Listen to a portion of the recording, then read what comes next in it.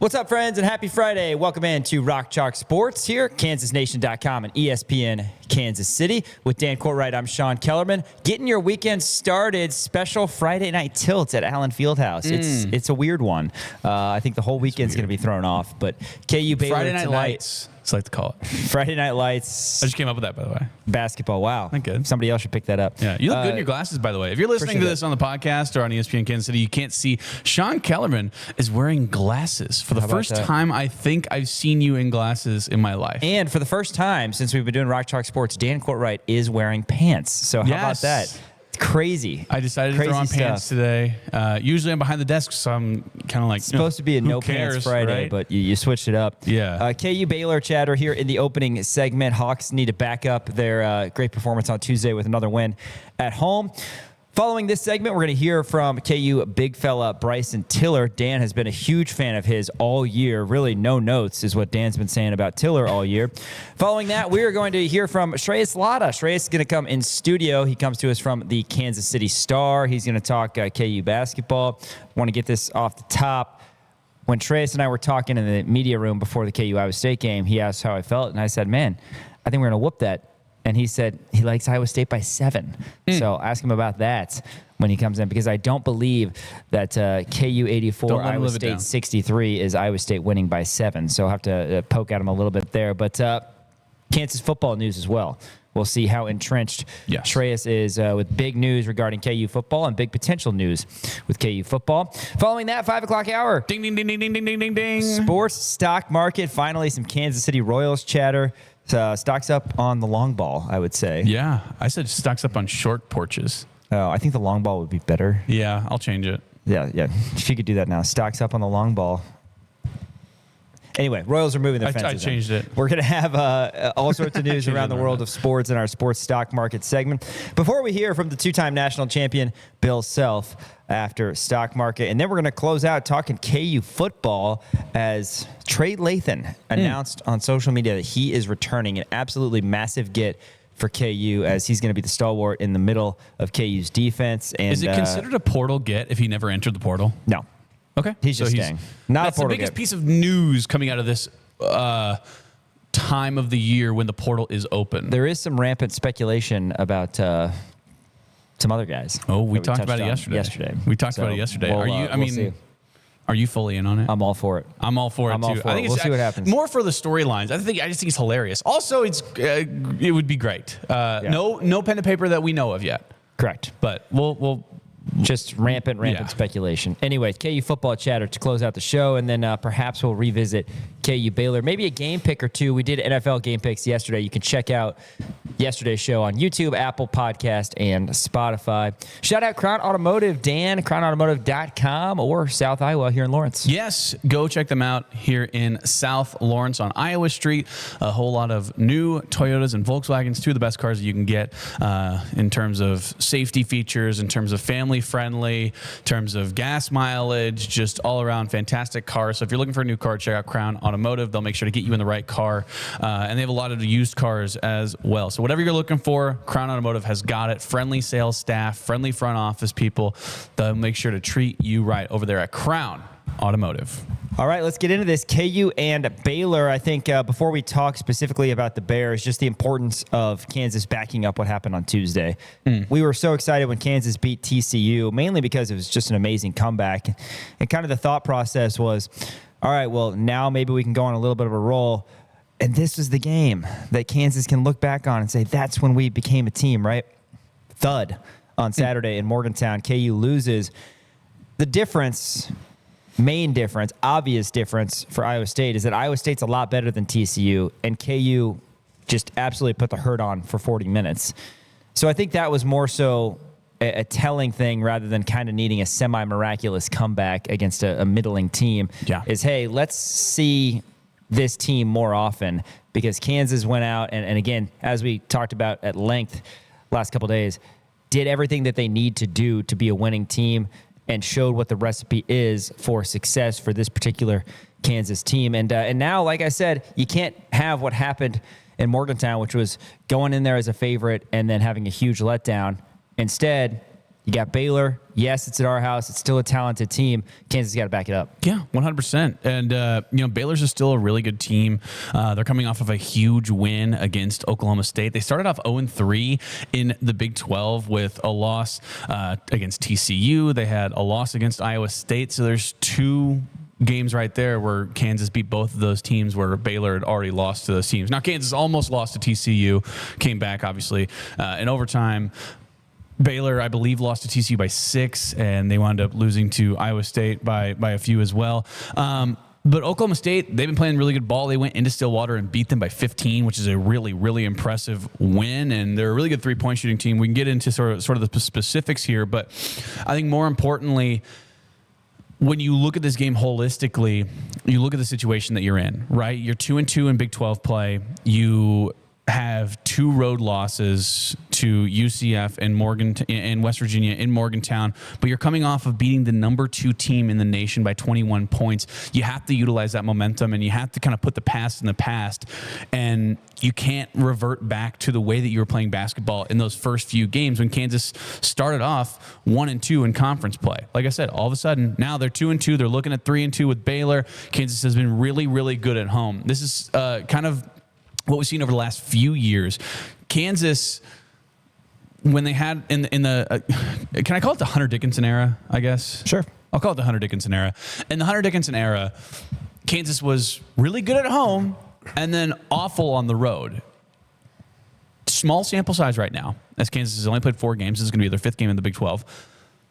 But still, you're looking at it, you go, man, road loss against West Virginia, who has a new head coach, and they're not very good, and road loss to UCF, who also is not very good. They have pretty solid players, but historically, UCF's not very good.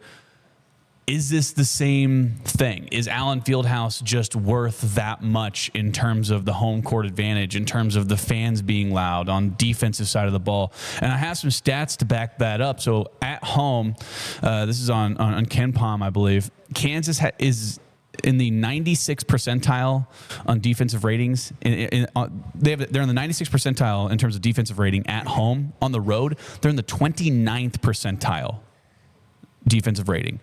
The disparity is unbelievable. So you can't attribute that all to Allen Fieldhouse magic, right? I would like to, because I still believe in that, and I still think that is worth something. But that big of a disparity, I think, I don't know what it must be a mental thing. And we've seen Flory Bidunga play really, really well at home, and then we've seen him play really, really bad on the road. We've seen a lot of different guys do that as well. And now there has been a different tune to this team since the Iowa State game, right? You saw just a different team. Maybe the team that you saw beforehand in the non-con when Kansas was beating teams. You saw that with the addition of Darren Peterson adding 16 points on there and not being the primary scorer on that squad. So maybe things have changed, right? But like I said, looking at this game holistically, it's a home game against a Baylor team who shoots really well, who's coming off of a really big win, but they're still 1-3 in conference play. Makes you feel pretty good about it. And Sean, I know you like to take on teams coming off of a win, right? Because then they're not as desperate. Their backs aren't as far back into the corner. They're not trying to claw their way out of being winless in the Big 12. So I like this too, but it's going to be a fun matchup tonight. Yeah, it is. Baylor comes in at 1-3, and like you said, they won their last time out against Oklahoma State. An Oklahoma State team that, who knows? I think college basketball is better when Oklahoma State's good. I don't know why. Kind of like Iowa State. I think it's just better when they're good. Yeah. Certain teams are like that. Indiana, it's better when they're good. There's some in football as well. But anyway, that's beside the point. Baylor 11-5 overall, 1-3 in conference play. Looking at their schedule, Georgetown's one. Their losses. That's a good point. Their losses are to St. John's, that was in Vegas, 96-81. Memphis, that was on the road at Memphis, 78-71. And then the 3 losses in conference play. They didn't exactly get a ton of favors done for them in terms of not only the beginning of conference play, but also the opponent's conference play, as they get Iowa State twice and Houston twice. Right. So that's that. But then they did get the win, like I said, 94-79 against Oklahoma State in Stillwater. So a nice 15-point road win, which, by the way, I would like for Kansas to have some of those. Wouldn't that be great? Like you go on the road and you don't necessarily have to win by 2 if you're going to win. You just kind of go and you're just better that night. That'll happen. Hopefully it happens a couple times next week. But Baylor, interestingly enough, while they haven't been good defensively, they're in the hundreds in terms of defensive efficiency. KenPom, they are top 15 offensive efficiency. KenPom, so they can score. And I know you have some individual numbers, but I kind of want to echo what Haney said on the show yesterday when he was in studio. I like that we're getting Baylor this time of year because they have a lot of talented players. Kansas only has to face them once, and it seems like they're kind of still in this process of coming together. Remember, it wasn't that long ago that Scott Drew had nobody on his roster. I know. And I know he's put together this roster. Now he's got an NBA guy on his roster. And highlighted by Cameron Carr and Tunde Yesufu. They've been very good. And as I alluded to yesterday, Dan, they are top 4 in the conference in rebound margin as well. For a team that doesn't rely heavily on bigs, their guards can really clean it up. Yeah, this is going to be a guard-heavy team, and I think that bodes well for the bigs down low. They're not a good defensive rebounding team, which is going to bode well for Kansas in terms of the offensive rebounds, but you still got to go and grab them. And we still have yet to see a true dominant performance out of our bigs like that. But looking down the guards, I'll kind of roll through them, and just a lot of really solid guards on this team. Like you said, Cameron Carr, 20.3 points per game. Also averaging 5.1 rebounds per game, which is pretty good for a guy like that. 2.3 assists. Tunde Yesufu, who is getting a lot of NBA eyes on him, averaging 2.2 steals per game. Really good on the defensive side of the ball. 17.9 points per game. He's shooting 29.9% from the three-point line, though, compared to Cameron Carr, who's averaging 41.9% from the three-point line. So a little bit of disparity there. Cameron Carr's a lot better of a three-point shooter, but Tunde Yesufu can create those shots, and he's just an absolutely just a fantastic player. He's shooting 49% from the field. Dan Skilling's your boy, who's questionable today. He's their third leading scorer with 11.3. So you have two really prolific scorers on this squad in Carr and Yesufu. And all of a sudden you drop down a little bit. Not saying that Dan Skillings is a bad player, because he is a really good player. I actually agree with you there. But 11.3 points per game, 6.6 rebounds per game. A guy who Kansas has seen in the past, and we've seen a lot of him at Cincinnati. Now he's with Baylor. Again, he's questionable today, so that could be a big-time matchup change for this Baylor-Kansas squad. Obi Abim, he's been really good in terms of assists, 3.5 assists per game, just an absolute facilitator of the ball. A really good court vision, and you certainly see that as well, almost averaging a steal per game, shooting dang near 40% from the three-point line. Isaac Williams, the fourth, he's averaging 10 points per game, 50% from the three-point line, which is really impressive. Then you go all the way down. They're only big, and I guess he's listed, the only one who's listed as a big. Everybody else is listed as guards, but Caden Powell is their starting center. He is averaging 6.6 points per game, but also averaging 8 rebounds per game. So really impressive there, averaging over a block per game, which is also really impressive. Only shooting 62% from the field, so not exactly all there in terms of the mechanics from down low.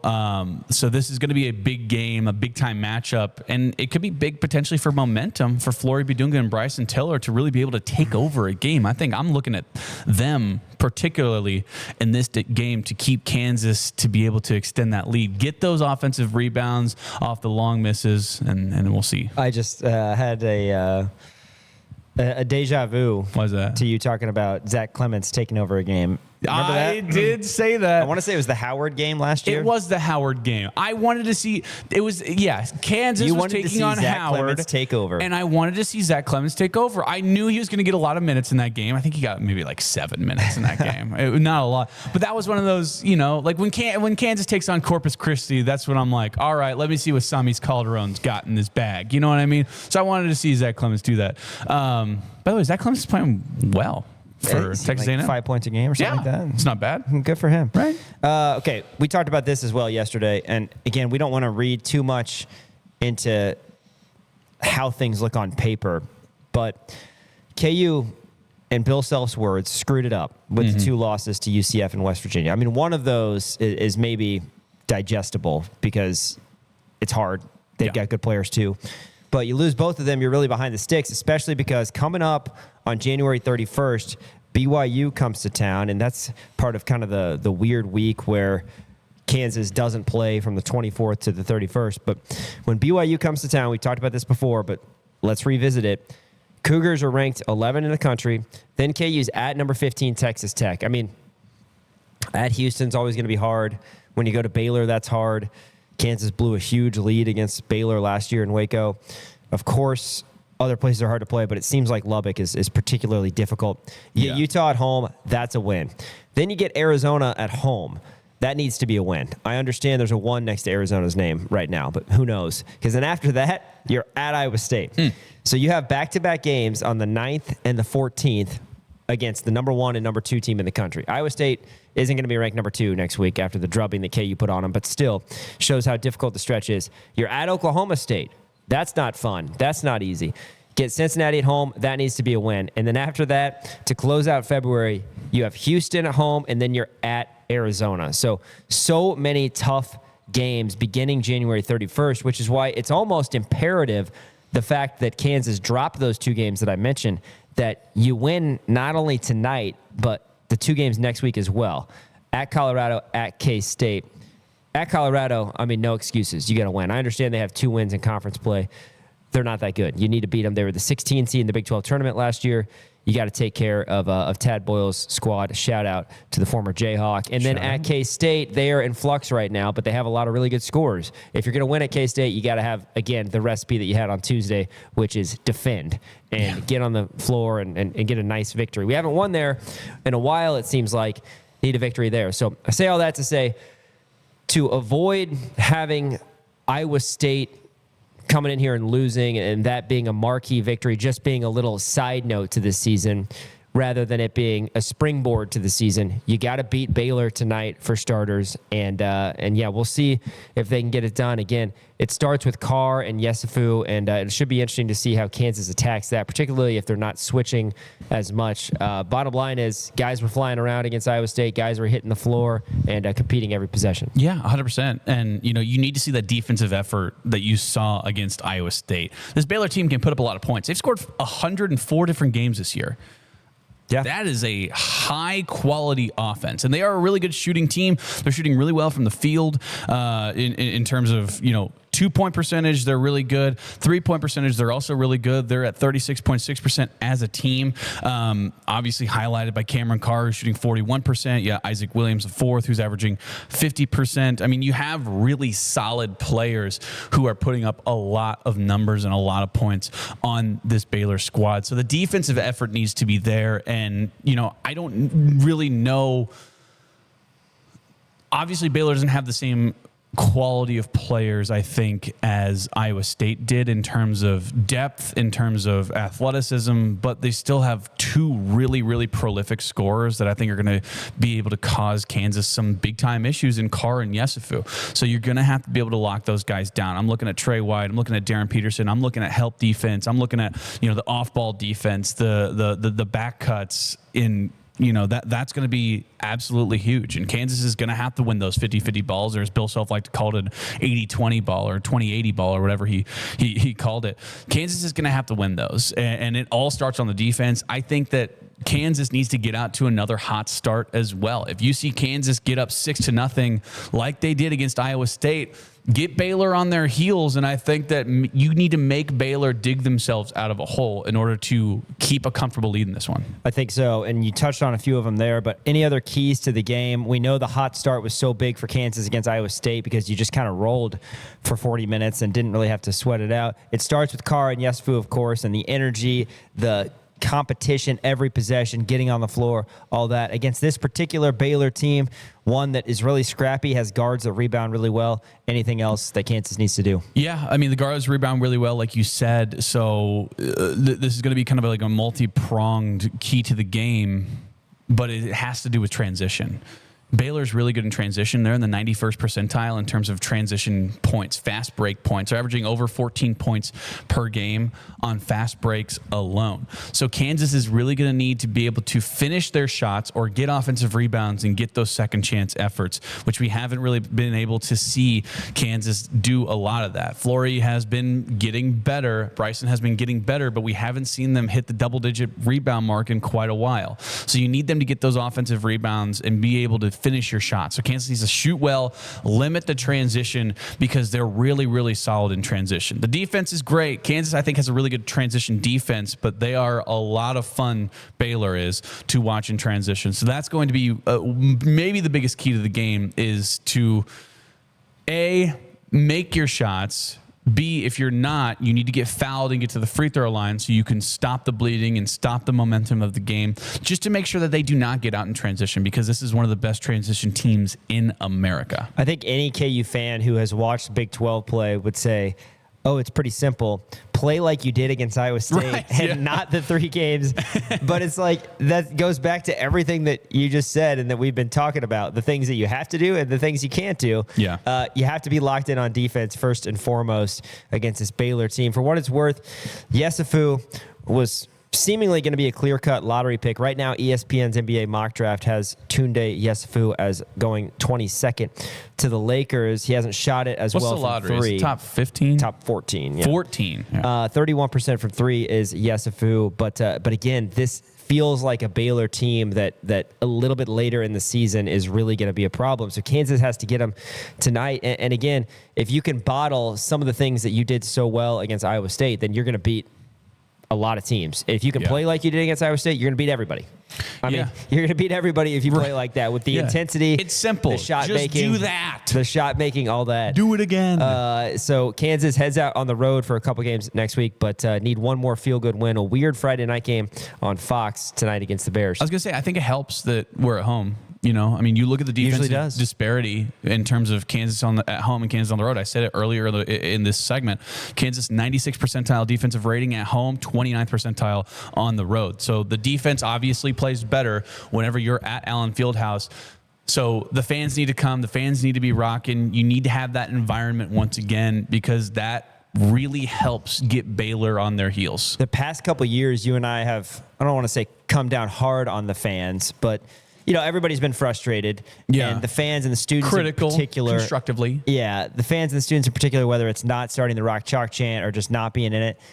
By the way, is that a cheerleader thing? Like, do the cheerleaders need to do that? Well, that's what I was telling you. I feel like usually when I was in school, like the male cheerleaders would go on the big horn and start the Rock Chalk chant. But I don't know. I think sometimes it's just a random guy. I did it. I was the random guy in the crowd that would start the Rock Chalk chant. But for the Iowa State game, that should have started with like 3 minutes left. No, see, people say they don't want that.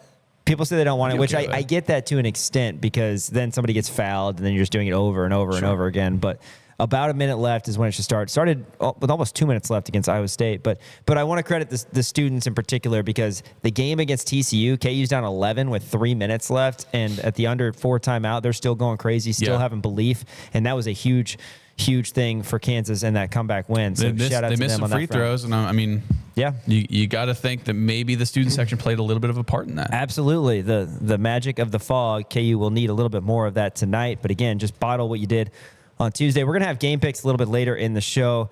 What highlights the Big 12 slate this weekend is Texas Tech hosting BYU. That's 7 o'clock on Saturday in Lubbock. Other games, Iowa State's at Cincinnati. TCU is at Utah. Arizona at UCF. Is that going to be tricky for the Wildcats? Nah. Colorado at West Virginia. And then K-State is at Oklahoma State. That's an interesting 9 o'clock Central tip. That's the men's basketball slate, and there's also a Sunday game where Houston hosts Arizona State. So not the most attractive matchups across the league, but certainly KU Baylor tonight and Tech hosting BYU tomorrow are good ones on that front. KU got to bring it. This is a Baylor team that has pros. It's a coach that's won a national championship and consistently has rosters with guys. Baylor's got guys. Kansas has got to go out, stay focused, stay locked in, make sure they're 3-2 after tonight. 7 o'clock tip-off. Coverage will begin on Sports Radio 810 WHB with the Crimson and Blue Show at 5:30. After this, we're going to hear from the big fella, KU's Bryson Tiller, who met with the media yesterday. KansasNation.com and ESPN Kansas City. Welcome back to Rock Chalk Sports here on ESPN Kansas City and KansasNation.com. A strange Friday game day. Had one of these for football season, but Friday in the fog, Did KU play North Carolina on Friday last year? Was that right? So occasionally it happens in the non-con. Yeah. Because there's football going on on Saturdays. Do you think, I bet maybe it's because they're like, maybe the Chiefs are going to be playing on Saturday or Sunday. But also it's Fox too. So you know why I bet it was? Money. Yeah, that's fair. Fox wanted to put something on, and they found a college basketball game that would be attractive. And makes sense. There you go. Because, like I tell you, there are two things in this world, and one of them is money. That's right. What's the other one? I done told you. Hey, we're going to go to the podium here and hear from Bryson Tiller. Yesterday, he met with the media. Tiller, really solid performance. I think there's no question about that against Iowa State, as all the individuals performed really well. Let's hear BT yesterday. Right now, I feel like my team wants me to be more aggressive, offensively and defensively. I feel like we all know that I can help the team win in multiple ways. So I feel like it's didn't get off to a great start, but definitely starting to put things together, and hopefully we just continue to build off this momentum. Bryson, after the win against Iowa State, there seemed to be a lot of excitement in the locker room from all the guys. Just how big of a win is that, and how do you guys, or what do you do to take the next step to kind of continue to build and stack when you're just looking at the rest of the Big 12 season? Yeah, I mean, that was the number 2 team in the country, so definitely a big win. Again, just hoping to build off that. We got another tough one against Baylor. I feel like there's no bad teams in our conference, honestly. Every game is losable, but every game is winnable as well. So we just got to keep stacking days and getting better. Bryson, Coach talks a lot about you learning to play, or guard, I should say, on the perimeter and guarding fours. What's that adaptation process been like for you? College is definitely faster paced than high school, as you all know. But I feel like it really just starts in practice. Being able to take on the challenge of guarding smaller guards, guarding Darren, guarding other guards that we have. And I feel like it's something that I got to take pride in, and I'll continue to get better at that. We saw you guys change up your coverage a little bit against Iowa State. How would you kind of compare and contrast what you're doing there compared to what you maybe were doing the first 2 Big 12 games? Yeah, I feel like we're just more connected as a team right now from earlier on. Again, communicating is a big part of defense, so we hopefully step that up, and we just got to be able to trust each other on the court. Bryson, whose idea was the players-only meeting, and just what did you take away from it? It was a collective idea after the previous loss, but it was just a meeting that rallied us all together. We were very inspired leaving out of it, and we just, again, hope to continue to build on this momentum that we have, and just keep getting wins. Where are you most comfortable on the floor right now? Both ends. Offensively, I'm comfortable doing a lot of things. I feel like I can play on the perimeter, play inside. Again, I'm looking to be more aggressive, more assertive, help get my teammates shots, help create shots for myself. But just doing anything that it takes to win the game, diving on the floor, setting screens, guarding on the perimeter, blocking shots. I feel like I can do a lot of things on the court, and that's what allows me to help the team be successful. Sure, and you got the 2 early buckets the other night. How much does that help you just find your rhythm, get into the flow, feel like I'm here we go? I mean, is that pretty critical, and was that by design, you think? Did they want to get you going early, especially inside? I feel like all of our teammates kind of pushed me to be aggressive early on, and I feel like it kind of sparked the fire for the whole game. Other guys made plays, and we just used that to continue to build the lead and eventually win the game. You were here last year around this time, so you've seen a fair number of intense environments in Allen, but what was it like playing in an environment like Tuesday nights? That was great. That's what I came to Kansas for. Other reasons as well, but I love playing in environments like this. You have 15,000 screaming. It feels good to have them supporting you every night. So always looking forward to playing in here, and looking forward to playing tomorrow as well. And just, I guess, what initially stands out to you about Baylor? Great team. They have pretty good scores, so we got to be locked in defensively, move the ball on offense, and we'll get what we want. They've scored 100 points in 4 different games. How tough will it be to slow them down? I feel like if we lock in, communicate defensively, and we're just aggressive from the jump, we're the more aggressive team, I feel like we can definitely hold them under that number, way significantly less number. Is this another vital win at 2-2? For sure. Every next game is our biggest game. And that's the mentality that we have, and we'll continue to do that. Marcus play on the floor the other night. What kind of spark can a play like that give to a team or clubhouse momentum for the rest of the season? Yeah, that was huge. Great play by Marco. I think Trey hit the corner 3 after Jamar's assist. So it was a great play. It kind of set the tone for the whole game. After he did that, I feel like everybody was turned up and ready to get after it. And that's what allowed us to get such a big lead and win the game. All right, Bryson, thank That's Bryson Tiller yesterday at Allen Fieldhouse, talking victory over Iowa State, talking Baylor. A lot of noteworthy things there. Tiller, Dan, 8 points, 4 of 7 from the field. Had the first couple baskets for Kansas, which was nice to see. You never know how a freshman's going to perform, you know, under the bright lights. And he saw a couple go in early. 4 boards, also had a block in 22 minutes. BT, good to see some success there. And he's going to be heavily relied upon, especially if indeed Kansas does what Bill Self says he's eyeing, which is shorten the rotation.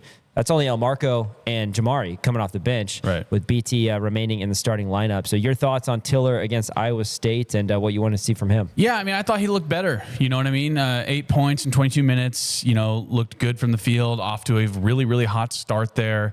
I thought he looked better on defense as well. You need more rebounds from Bryson Tiller, obviously. Only putting up 4 rebounds, again, as a 6'10" power forward. You need more of that. And I'm going to be looking at Bryson Tiller in this game specifically because that's where Kansas really has the advantage, is down low.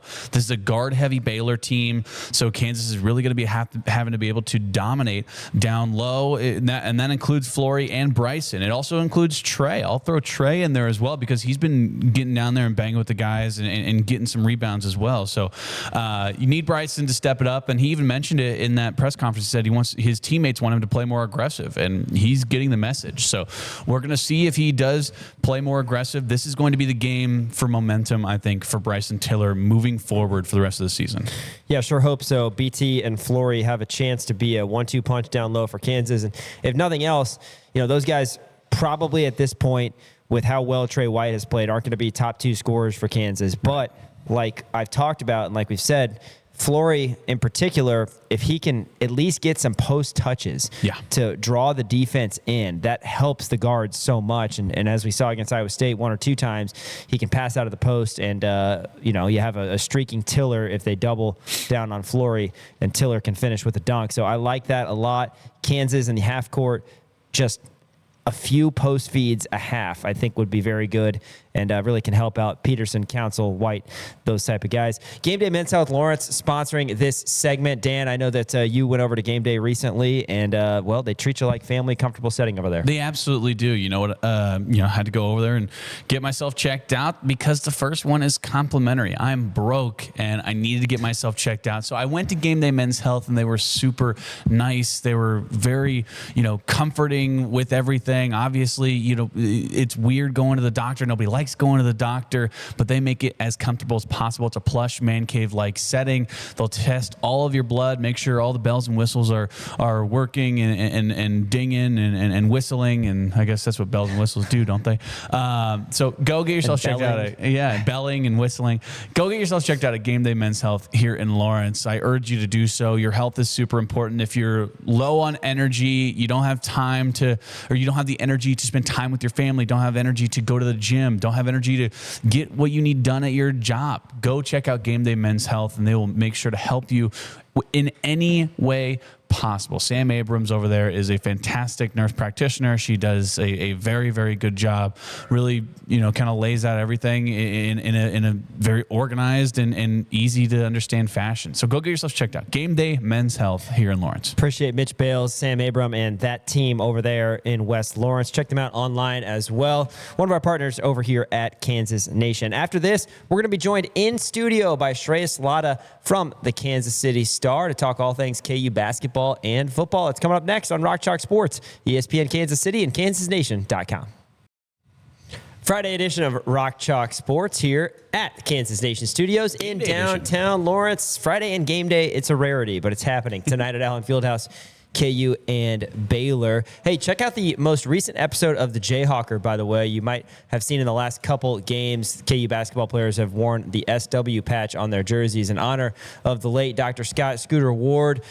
latest episode of the Jayhawker will highlight Scooter with Tyrell Reed and his memories of Scooter, a guy that everybody absolutely loves. So check that out, kansasnation.com. Again, the Jayhawker, and find us on all of our socials as well. You can find us on YouTube, Apple Podcasts, Spotify, of course, for the shows, and then Twitter, TikTok, Instagram, Facebook. Dan will be live tweeting the game tonight and posting some highlights as well. So make sure you stay tuned in, kansasnation.com.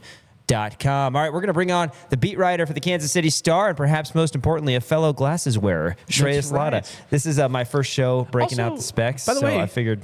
Happy birthday, Shreyas. Oh, thank you. Happy belated. Yes. Yeah. It was on Saturday, so we're really early for next year. Yes.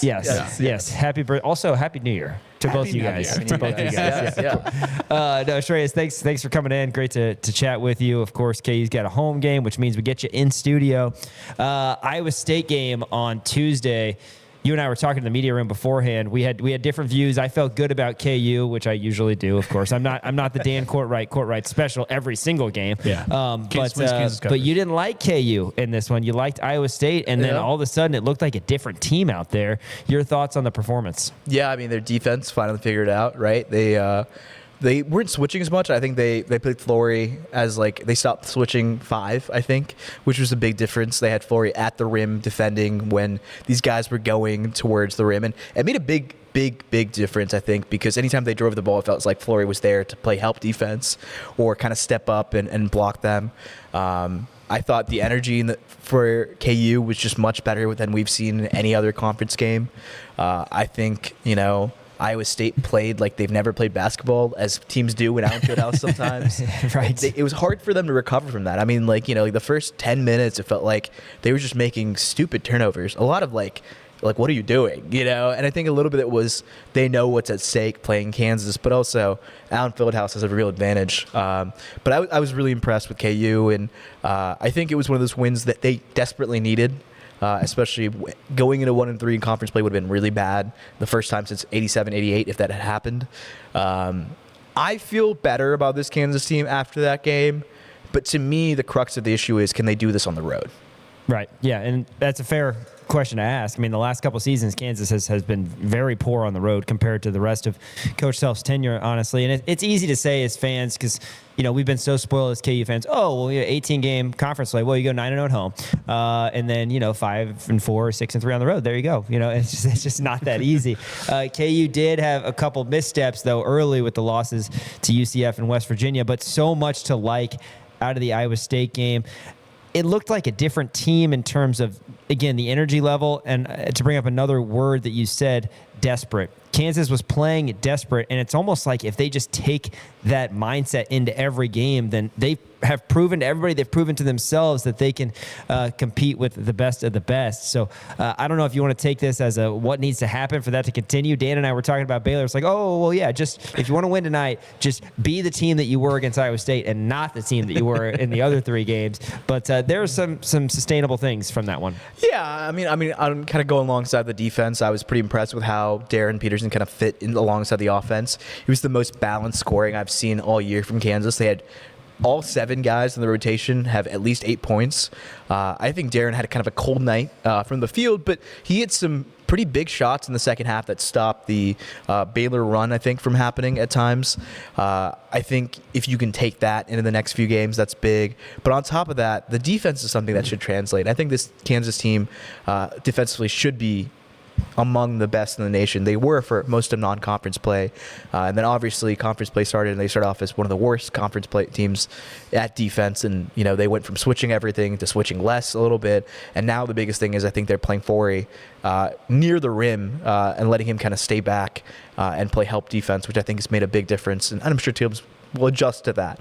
But I think this Baylor team will be a good test for KU's defense. I mean, they've had 4 games with 100-plus points, multiple games scoring 90-plus points when they haven't had 100. They had 94 against Oklahoma State. They kind of have a lot of firepower. 3 different guys are probably putting up near 60, almost 60 points combined between the 3 of them. And I think, if you can come in and play good defense, Baylor, I feel a lot more confident about the tougher games they have coming up ahead in the schedule. I expect KU to win this game. I think Baylor's defense themselves isn't great. I think they're going to struggle to defend Darren Peterson and Melvin Council and Trey White. I think playing at home for me is like the difference maker in a lot of these games, in the sense of like I think it could have been a little more interesting if they were playing in Waco, but because they're playing out in Fieldhouse, I think it's such an inherent advantage for KU. And home field or home court advantage is something that I think, I've never seen it affect a team more than Kansas in the last few years. I don't really know what or why. I don't know if they just get up to play home games, they like the crowd or whatever, but I think today will be a good test to see how good the team really is, and can they put away a Baylor squad that's kind of had a little more of a hot streak lately. Yeah, absolutely. Shreyas Laddha, Kansas City Star, and to your point, Kansas is in the 96th percentile in defensive rating at home, 29th percentile on the road. I mean, that's just such a big disparity. You got to think it'll probably average out. Now, which side does it, skew to the average? I suppose we'll kind of see. But wanted to talk to you about Darren Peterson, because Darren Peterson, had 16 points, but there were a lot of possessions where you saw Darren kind of running baseline, running the wings. Saw Melvin bringing up the ball. What are your thoughts on that in terms of maybe potentially moving positions, right? Where Melvin is bringing up the ball, Darren is, sort of that 2 or 3 spot where he's hanging out on the wings or in the corner, garnering a lot of attention over there, giving a lot more room for guys to be able to drive. Do you think that's the answer for this Kansas team on the offensive side of the ball? I think it definitely helps. I think it's not going to be something that's going to happen all throughout the game, because everyone knows when the game gets into a moment of they need a bucket, it's going to be Darren Peterson bringing it up for sure, and doing the things that he needs to do. But having him do things besides just sit on the perimeter and let Melvin Council do what he needs to do, I think is big. Have him run around, kind of, set some picks here and there, then run off and get a screen off the screen and get open three, I think would be huge for this Kansas team. I mean, he did a little bit of that against Baylor. I like his off-ball movement. I think it's only going to help him, especially because he has league aspirations. Everyone knows he's gone after this year.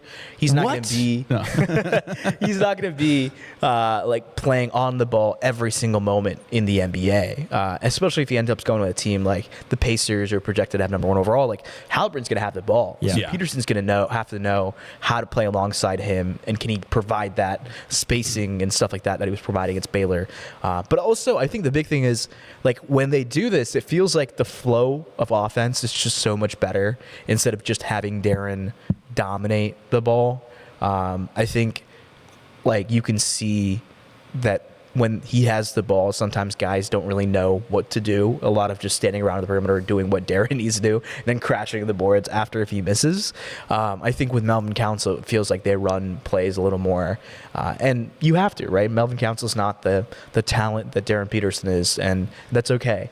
But I think if you can kind of have a little bit of more split like they did against against Iowa State, it's going to be one of the beneficial things for this offense. Well, and how nice is it to have a guy like Council too, that you have that option in general, right? And it wasn't a mistake that Coach brought in Melvin Council when Darren Peterson was already on the roster. So that's definitely an option for KU. Kind of off the beaten path a little bit, and then we'll get back to KU. I was watching CBS Sports. I may have brought this up on the show yesterday, but Gary Parrish and Wally Zerbiak were talking, NBA scouts, front offices, trying to decide, who would be the number 1 pick, whether it's the Pacers or somebody else.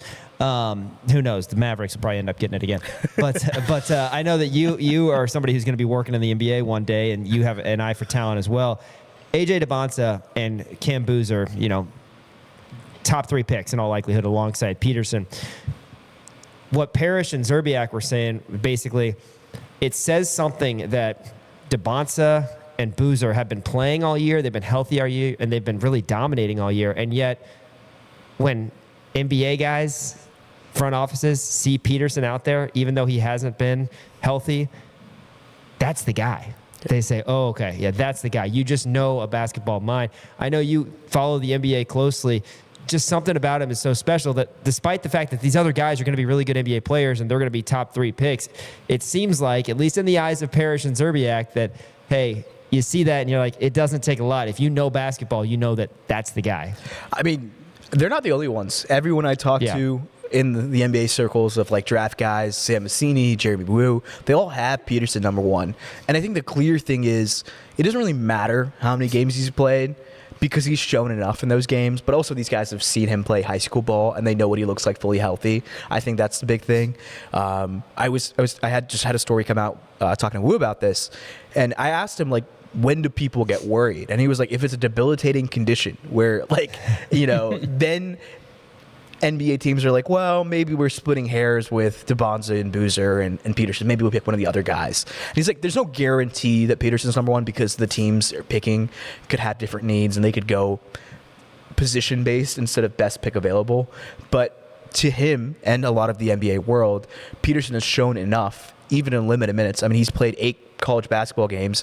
He's only played 27 minutes a game, and he's putting up almost 22 points a game and 5 rebounds. We haven't seen him fully healthy in a single one of those games, but he's so special, like a special scorer. Yeah. Like, it feels like... Gets wherever he wants. Yeah, like, if you could drop in the NBA right now, I think he could average 15 a game. Like, I asked Wu, like, how does he compare to some of the other number 1 overall guys? And he was like, I don't think he's Victor Wembanyama. Victor is insane. But he was like, I think he's in that Cooper Flag conversation where Cooper's so special, so maybe Peterson's maybe a cut below if he's fully healthy. So that is crazy to me. And when I look at DeBonza, when I look at Cam Boozer, I think, they're both tremendous players. I like DeBonza more than I like Cam Boozer, I think, in his skill set to transfer to the NBA. But I think Peterson, whatever team you put him on, can be a bona fide 15 points per game scorer right now in the NBA. Like, he doesn't need to play another drop game of college basketball in my mind for him to not finish at least top 3 in the NBA draft. That's how good he is. Like, Kansas needs Peterson more than Peterson needs Kansas. Like, I know Kansas fans don't want to hear that, but that's kind of what it is, and that's what I've heard from everybody. NBA teams don't really care about this cramping thing in their mind, as long as it's not like a Kawhi Leonard situation. And even if it's a Kawhi Leonard situation, I think teams are still going to be like, well, we'll play him 30 minutes a game and get what we can get out of him. God, Kawhi's having his best season of his career. That's what I'm saying. Dude, he's like, what, 35? Yeah, like, we'll have to do a little load management. Like, I mean, theoretically, you think the cramping thing is going to just randomly solve on a March afternoon or something, right? Like, I don't know how else. Like, I don't know what the solution to this thing is, but I think he's so talented, and he's probably the most talented player I've ever covered in the college game, and I've covered some good players: Stephen Castle, Grady Dick, Johnny Furphy, Donovan Clingan, Tyrese Martin, etc. between UConn and Kansas. That I feel like anytime you watch him play, like, it's hard to not keep your eyes on him. Like, he's just that impressive, for sure. And he does things on the court that makes it look easy. And I think that's like the quintessential like hallmark of a superstar talent is like when you watch him play, nothing looks hard. Like, you blink your eyes and you're like, wow, Peterson hasn't been that good today. He has 16 at half. How is that possible? Like, I haven't seen anybody. Like, when I watched Hunter Dickinson play last year, I could remember every single bucket he had to make because everything felt like it was difficult. Like, it wasn't easy. With Peterson, I'm like, I blink my eyes. He goes from 5 to 16 in the span of 3 minutes. And I'm like, how the hell did that happen? Yeah. Yeah, 100%. Just got to keep sucking down those mustard packets, man. That's that might be the answer. Hopefully we get those cramping issues figured out. I got a reader email from a 79-year-old the other day who said, I emailed Bill Self and you as well, but I was in Fort Bennings, Georgia, back as a young lad, and our drill sergeant would give us salt packets, and that has been the thing that I've used ever since. And he's like, maybe you should ask Bill Self if he's tried the salt packets thing. Salt packets. And I've heard pickle juice.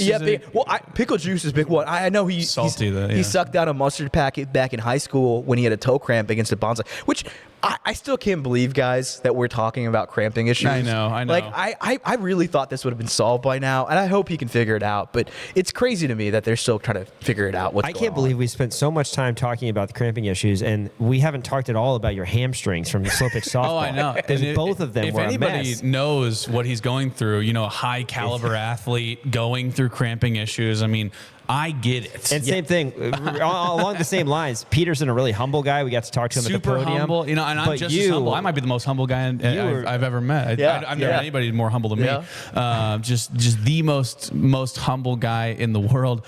Want to talk a little bit more about Baylor, as they have some really good pieces. Obviously, you talk about Cameron Carr, who's averaging over 20. Tunde Yesufu, projected lottery guy, I know there's some places having him in the 20s, but he's a lot of NBA eyes on him. 2 really prolific scorers, but they're a guard-heavy team. I want to talk to you about the bigs and how important it is for guys like Bryson and Flory to really come out strong in this one, where we haven't really seen them be dominant in a game, especially in Big 12 play.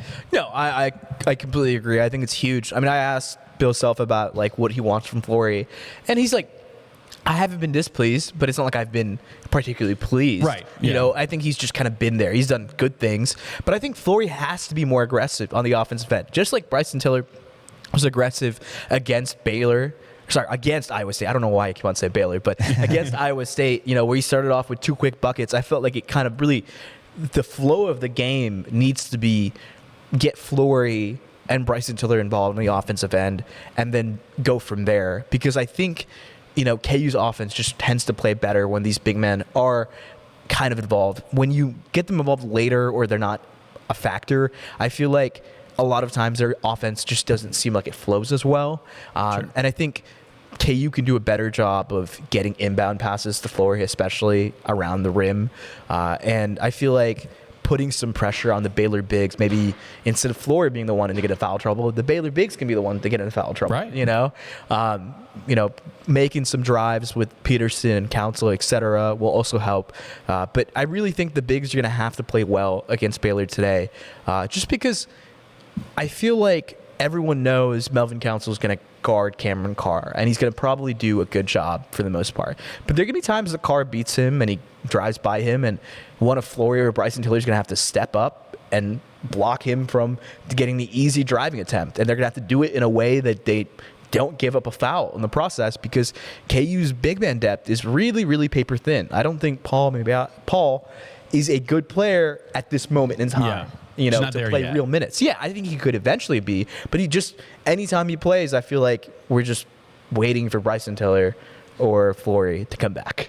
Yeah. Well, there's lots to like about Cameron Carr's game. The one thing I don't like, he wears number 43. That's not appropriate. I don't disagree. That's just not a star number. Yeah, 43 is so boring. We've talked about that. Jordan Burks for UCF wore 99. I hated that. Yeah. I don't like Luka's 77. I don't either. Only for Luka. 37 is horrible. 39. Remember when Dwight Howard wore that for the Lakers? Yeah. Oh, disgusting. Yeah. Anyway, KU Baylor tonight at 7 o'clock. Crimson and Blue show at 5:30.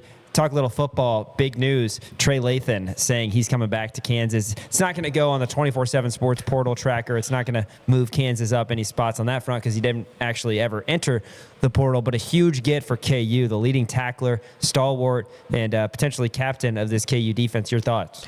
I mean, sometimes the best gets are the ones you retain, right? Like, I think this raises the ceiling of this team. I mean, their linebacker room is nuts now. I think they have like 10 different linebackers between the 5 they brought in for the portal, Trey coming back, and then the 2-3 other guys. I'm like, God, like, we always talked last year about how the linebacker room just wasn't that good.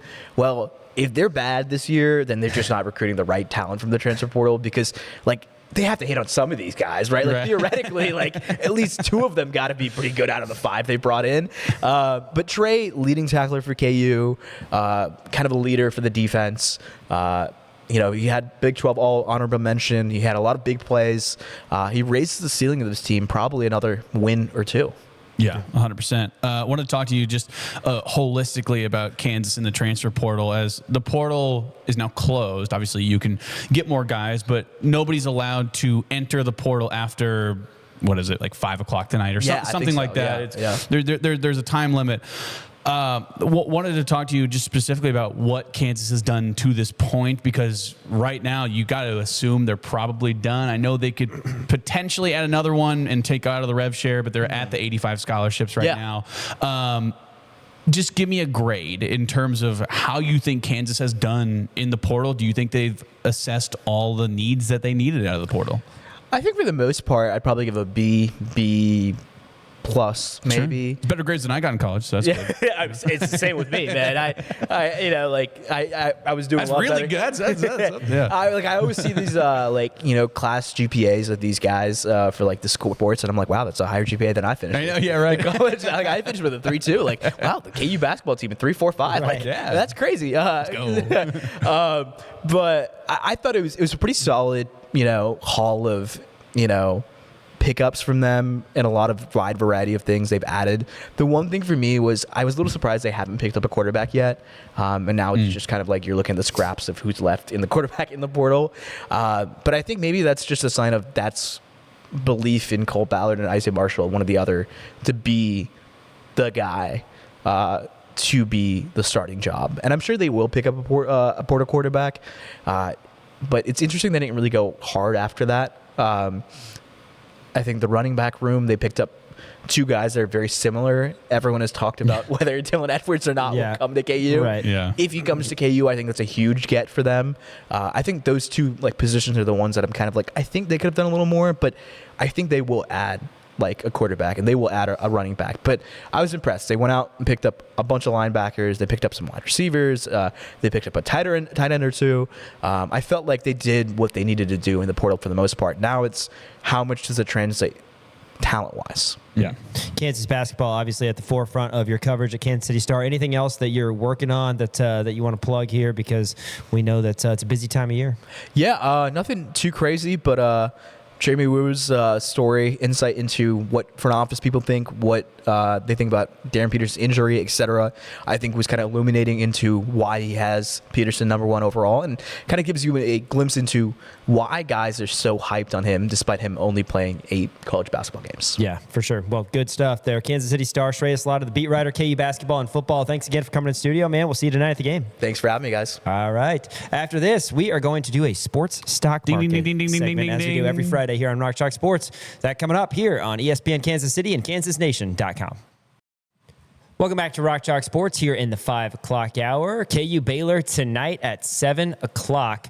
Looking forward to that. Going to get into our sports stock market segment, a little bit of a sports whip around. Did you want to say something? I was going to say, you're going on air at 5:30. Crimson Cannot and Blue believe Show. you're still here. Crimson and Blue Show. We are pre-recording the show. We are. We have to.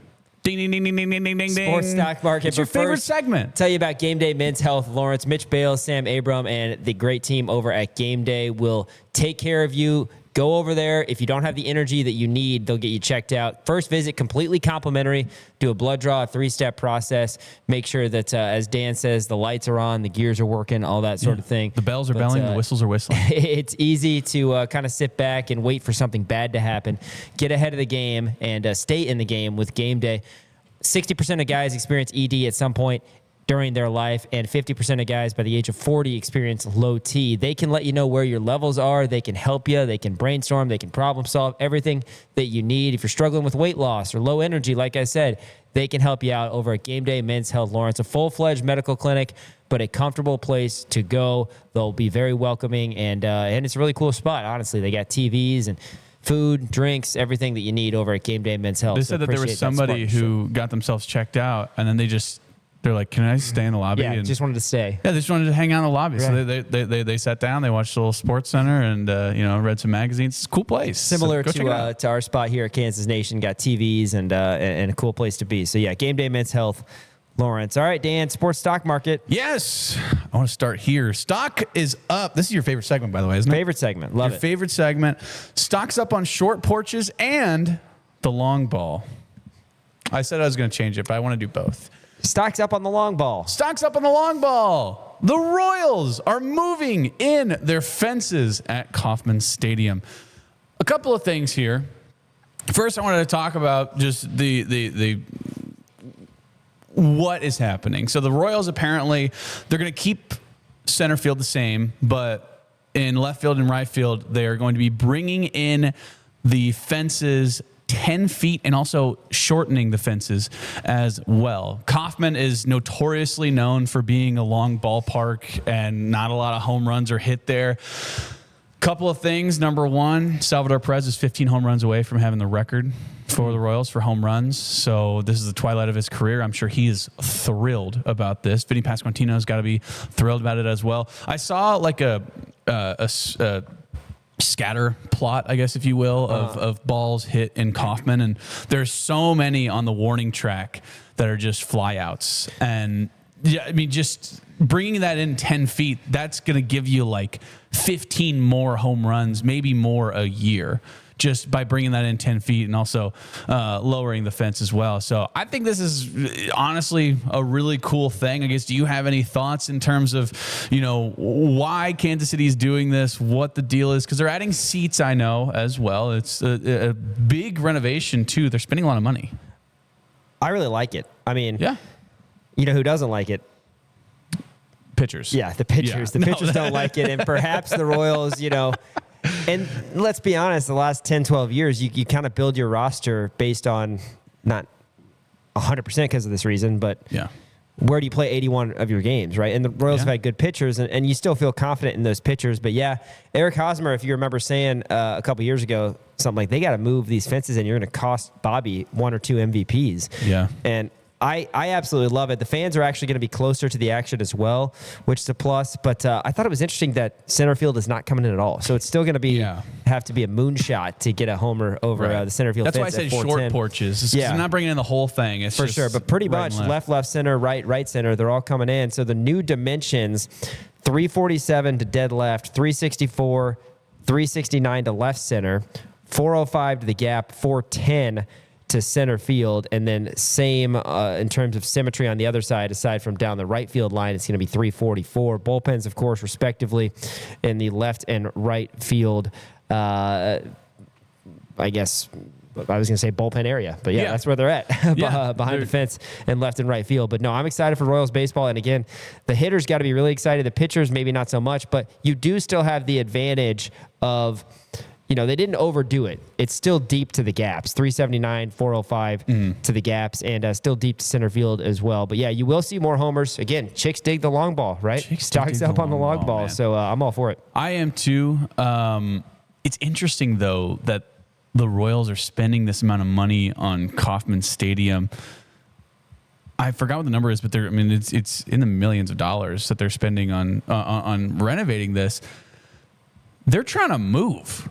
Well, they have to move at the end of the 2030 season. Yeah. Right. Well, and so still 5 years. I get it, sure. And honestly, for those 5 years, it could potentially, gain some momentum for the Royals and make them good again. And like Eric Hosmer said, Bobby Witt Jr. could potentially win an MVP by hitting more home runs in that stadium by the time that the Royals are ready to move away from the Truman Sports Complex. But it is interesting to me that they are spending that amount of money on these renovations. Again, it is a good thing. I'm sure Chris Bubich is probably like, man, what the hell? Like, you're moving in his home fences. But for the Royals offense, I think this is really going to be great, because how many times have we seen Vinny Pasquantino hit a fly out to the warning track? I know. I mean, Pasquantino in particular. Pasquantino in particular is just every single time you're like, that's a moonshot. He's got that swing where he just unloads and then It's just so I'm sure he's thrilled about it. I'm sure everybody else is thrilled about it. They didn't overdo it. They're not making it Yankee Stadium, right? Yeah. So that's a plus. Yeah, it's not like 250. How far is the short porch at Yankee Stadium? Oh man, well the old Yankee Stadium was really bad. The pesky pole at Fenway is like 302 or something,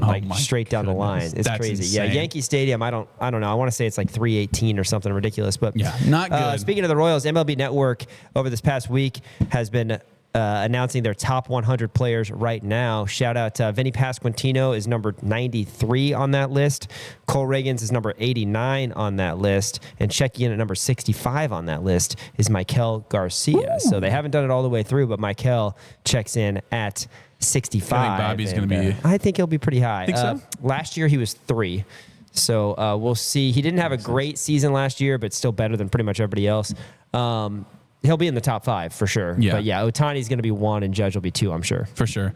Man, I'm ready for baseball season. It's always around this point, but usually it's probably later January, around February-ish, where I really start to get excited. Like you get, I think, are we about maybe a month out from pitchers and catchers? Yeah, matter of weeks. Love it. That's right. Pitchers and catchers reporting pretty soon. So baseball going to be back. I'm excited. I think Royals will make the playoffs this year. Oh, boy. Let's do it. You know what? Count me in on that. Hey, stocks down on income taxes. This is just this is kind of encapsulates everything in terms of NIL and transfer portal and the transfer portal and rev share too, where now schools, and we have pictures of these, now schools are putting out these posts, specifically in like Texas and Florida. Schools are putting out these posts saying, hey, come to UCF because we have no state income tax, basically. It's like that's their big pitch. Imagine like 2012. The University of Texas is like, hey, any college football player who wants to come to Texas, come here because there's no state income tax. The world would explode. It's great. What's better than these graphics is the kind of auxiliary ones. Yeah. The Syracuse Orange, we have state income tax. Right. Tulane did one where it was like only 3% state income tax. Yeah. But the ones with the no state income tax, it was, so UCF started it off, and then International. Houston, I believe, followed suit. They made a very, very similar one. And then UNLV did one with a cheerleader, and then Florida International made one as well. And Florida International says no state income plus we have the beach. Yes. Plus they have, you know what Florida International also has? Panthers. Pitbull Stadium. Yes. It is still Pitbull's. Did he sign like a 10-year going contract? down, man. We're yelling timber. Man. Mr. 305. TJ Finley back in the news. Yes. Stocks up on traveling the country. TJ Finley. More like just traveling the South, I guess. But he has lived in a lot of really good places. So TJ Finley has officially signed with the University of Incarnate Word. Shout out to how Nicholas the mighty J. have fallen. Springer. Shout out Nick Springer. Yeah, he's only 23, by the way, Finley. That is actually insane to me. Let me take you on a ride through TJ Finley's college career. Started off at LSU, redshirted there. Then he transferred over to Auburn, where he didn't play, and I believe he might have got injured. So I think that was a second red shirt. Then he transfers from Auburn. So he went to 2 SEC schools. Transfers from Auburn, goes to a Sun Belt school in Texas State. Then from Texas State, transfers over to Tulane, where I believe he played a little bit, not too bad. Then he went to Western Kentucky, the Hilltoppers. Shout out to Big Red. Then after the Hilltoppers, went to Georgia State, also in the Sun Belt. And then now finally with Incarnate Word. If you were keeping track, this is going to be TJ Finley's 7th college in 7 Stocks years. down on loyalty. Isn't that amazing? TJ Finley, by the way, he was like a super high 4. Yeah, dude. I don't think he was a 5. Was he a LSU? 5-star? He was I think he was a 4-star, He was a 4-star recruit. But oh, how the mighty have fallen. Do you think this is going to be the one? Do you think, It's got to be, right? I mean, how many more years does he have? I have no idea. It's so absolutely insane to me. So he went from Louisiana to Alabama to Texas, back to Louisiana to Kentucky to Georgia, and now back to Texas. That man has been. Shout out to Cam Ward. Incarnate Word. Where I'm curious, what does his driver's license say? Right. Where you got to think like Amazon. He's must only hate 23 this guy. though. I mean, man. Amazon's got to be like, what? All right, where are we sending this? Right. Like, what do you? It's just unbelievable to me. But shout out, man. Hey, Incarnate Word, they produced talent. Cam Ward. They did. But also, Cam Ward was not a highly touted recruit. Then he went to Miami, where he had a ridiculous comeback to beat Cal in an ACC matchup. The quarterback for Cal in that game, Fernando Mendoza. That's right, man. Good for you. That's an excellent pull. I'm excited to watch TJ Finley. I might tune in to an Incarnate Word game this year. See what the young man is up to. 7 schools is just absolutely unbelievable. Hey, stocks up on procrastination. Have you heard about this? Yes. So the Winter Olympics is starting in Italy on February 6th is the official day that it starts. Italy has known that they were going to have the Winter Olympics for 6 years, Quite I some believe. time. I think they got it was either announced in 2019 or 2020. They said, "Hey, congratulations, Milan! You got the 2026 Winter Olympics. Get to work on it." And they say, "Absolutely, we'll do it."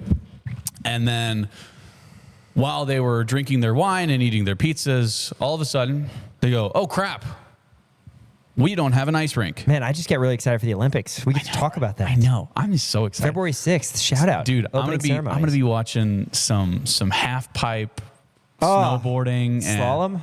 Oh, dude, yeah, moguls. Oh, so What was the, I'm a big luge guy. Or what's the skeleton one where they go head first? That one's awesome. Apollo Yeah, Anton bobsled, Ono, will yeah. he be appearing in speed skating? Apollo Anton Ono, Oh yeah, Apollo former Ono. Julianne Hough lover, if I'm not That's mistaken. right. Well, so I have a picture of this. So Italy, this has been in the news for quite some time where they're like, hey, Italy, the Olympic Committee was like, hey, how's that ice rink coming? And they're like, what? Like the ice rink that you guys were going to build for us 6 years ago? Oh, crap. So they built, so they threw it up kind of shabbily. I don't have a picture of the actual. Is that a word? Shabbily? Shabbily. I love it. I don't have a picture of the actual indoor rink, but the rink they finished. They finished the ice. They finished the underneath part that freezes the ice. They finished the seats around it. Everything on the outside is not even done yet. Doesn't even have drywall. They don't have concession stands, and they don't have locker rooms. Elijah, we have a locker room update for you for the ice rink in Milan.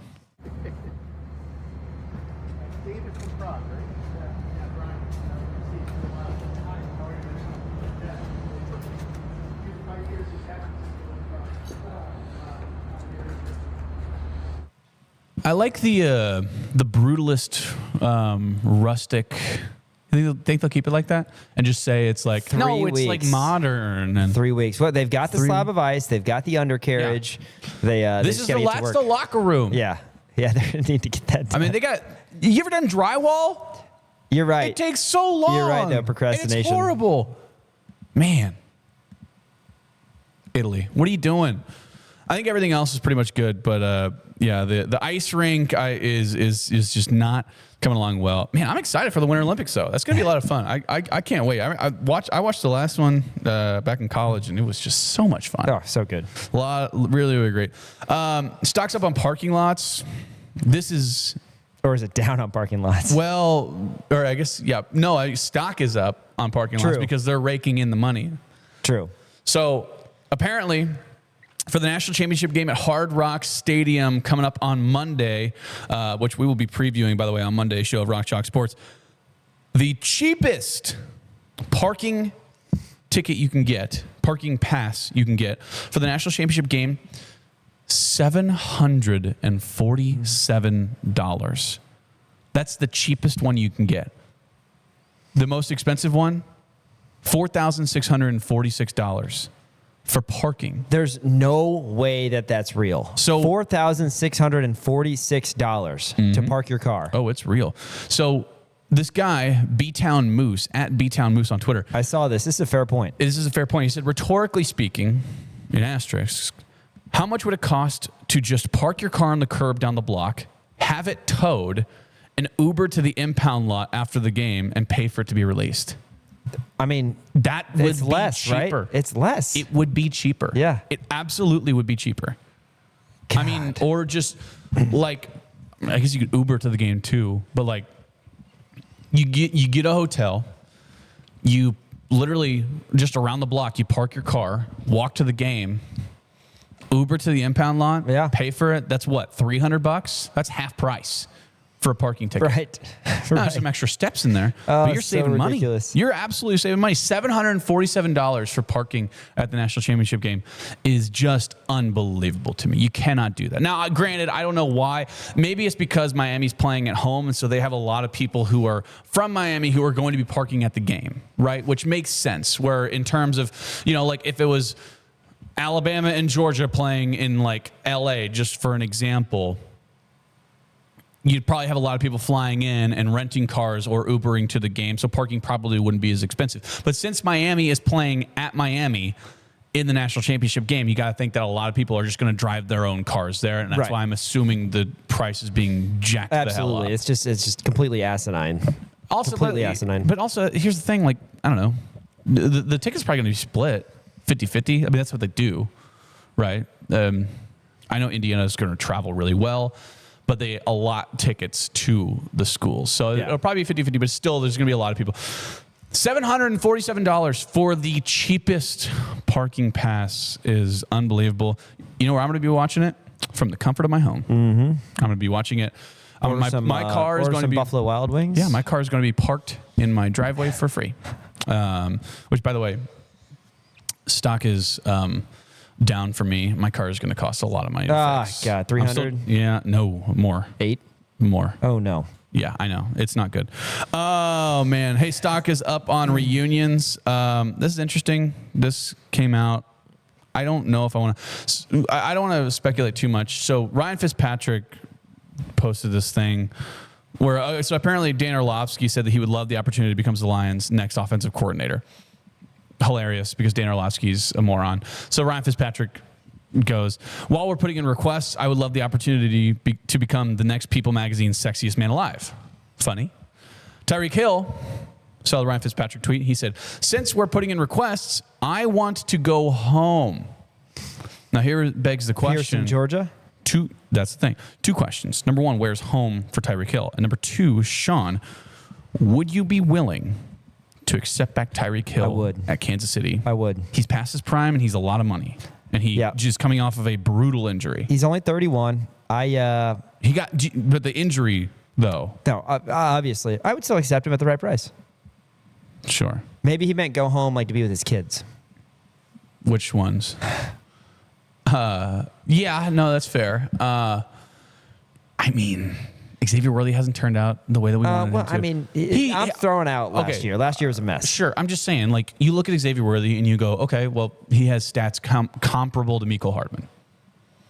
You look at Rashee Rice and all the off-field stuff, and you got to think you got to let him go once his contract's up. I would take him back at the right price, but that's like the 8th most important thing that Kansas City needs to do. Is get a wide receiver for sure. You got to get an OC first. You got to beef up your offensive line. Got to get a running back. Maybe a tight end.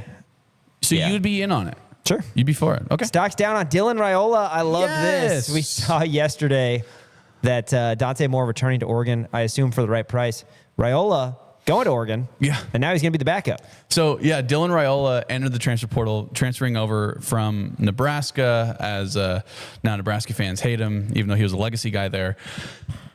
Decided to transfer to Oregon on January 12th, I believe. On January 15th, Dante Moore said, hey, guess what, Oregon? I'm coming back. So is Raiola just going to the highest bidder, not going to play, and then go somewhere else next year? Like collect his check and then go somewhere else? I like the fact that he's going to be sitting out in solidarity with Patrick Mahomes for this year. Right. Because Patrick Mahomes is going to be injured. So Mahomes will be back by week 5. You think so? Yeah, week 5? Yeah, I mean, he can get back in 9 months. I was saying like week 9 or 10. No. Week 5, maybe week 3. Okay. All right. I mean, I certainly hope so. Is that really what's happening with Raiola, though? He's collecting the check, and then, I mean, he could theoretically play. I mean, he could play with Oregon next year. Here's the thing, though. Dante Moore, he was projected to be a top 10 pick. And that kind of tells you NIL right now. And the transfer portal. Right. Crazy stuff. But also, you know who's probably going to pick him? The New York Football Jets. True. So, would you rather be? But that's always going to be like that. Like, yeah, but would you rather be? I agree. The Jets losing games for the Jets and having New York media jump down your throat as a rookie quarterback, where that's where quarterbacks go to have their confidence demolished, or would you rather be making the same amount of money and potentially trying to run it back and try to win Oregon their first national championship? Jets give Justin Fields one more year, they'll be fine. That's our sports stock market for today. After this, we're going to hear from Bill Self in advance of the big game tonight, KU and Baylor at Fog Allen Fieldhouse. That's next on Rock Chalk Sports, ESPN Kansas City and KansasNation.com. Miles Schneider of Crown Automotive and his team, great partners of us here at Kansas Nation. Check them out at crownautomotive.com. They will get you in the vehicle that you need. Really appreciate that partnership. Again, on South Iowa here in Lawrence. Big thank you to Crown Automotive. Let's hear from Bill Self yesterday previewing KU and Baylor tonight at 7. Hey, I'm going to congratulate you after you get all right. If Shay gets through. I'm just gonna hope. I hope this makes sense. Just looking back to the Iowa State game, you guys led wire to wire, led by as many as 26. Looking ahead to Friday night, how important is to either build on that or maintain that when setting the tone for the rest of the season? Well, I don't think that, all games are going to go exactly the way you script it. I don't think any team in America thinks that. You look at any sport, you play close to your ceiling, and then there's many times you don't. but I do think it was a great confidence boost for us, and certainly, hopefully, will play a factor and us picking up some momentum for sure. When you look at the start of that game, obviously circumstances were what they were. You just lost one. You were facing a really good team. How can you, or is it even realistic to recreate or bottle up that urgency that created that fast start and got you guys off to the I don't run? think it'll always be the same, but I think it should be consistent that, in sports, there's certain times where you can live off of crowd and adrenaline, and then there's many times where you got to live off execution and still be turned up and all that stuff. That's part of it. It's not all adrenaline and all positive all the time. And when a team goes on a 10-0 run against you or whatever it was, how are you going to respond? Well, that was something that happened the other day that was positive, because there was plenty of time in the game for Iowa State to come back when they cut it to 11 with about 12 left, if I'm not mistaken. So those were positive things. But I do think the secret sauce isn't that secret. I mean, energy goes a long way in this game when everybody's turned up on the same page. Is there a player or a group of players that you can look to demand that? It's one thing for you to say it before every game, hey, let's start fast or whatever. But I don't think it starts at the game. I think it started. I think it started. Yesterday. I think it happened today in practice. It happened with Baylor in practice today. There's a lot of things that transpire that actually get you to the point where you're more prepared on game day. And of course, effort and energy is a big part of it. But if you have to coach that every day, then your team's not going to be very good. That should be the consistent and the denominator, and the numerator is the execution part or whatnot. So it seemed like Melvin was bringing the ball up a lot more, and maybe Darren was playing off the ball. Was that an adjustment from you? Was that a product of the way Iowa State was guarding Darren? What did you see on tape? I actually think that needs to be an adjustment for us, because I think the way Iowa State guarded Darren probably be consistent with how a lot of people will guard him. And I also think that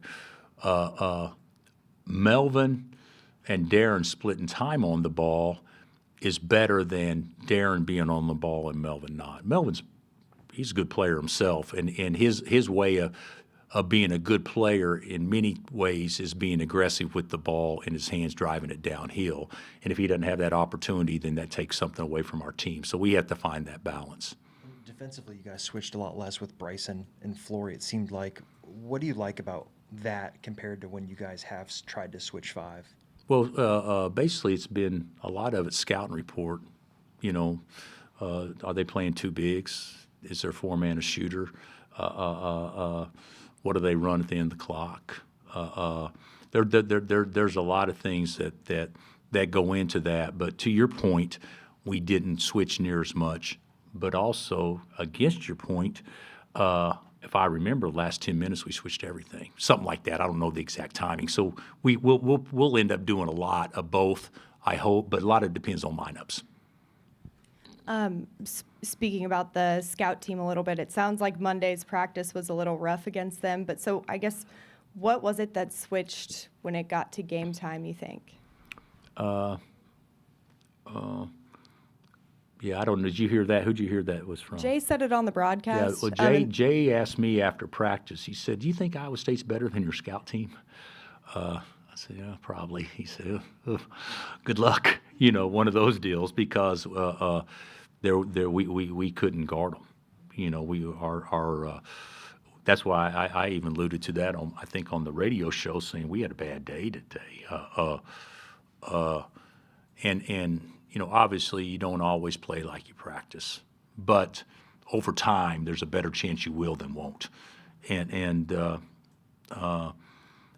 weren't very good the other day, so I don't know what or why, but I could have told you even after the bad day on Monday that we're going to play better and play well, I thought, on Tuesday, just because the guys are competitive and there was a great opportunity and, a terrific team coming in, and we just got our butts handed to us. But I don't think that's the formula for success over time. I do think we have to be better daily and create better habits daily in order to give us the best chance to play well on game night. And then just looking at Baylor, what are you guys going to have to do to stop them? It looks like they have quite a bit of guys that can score.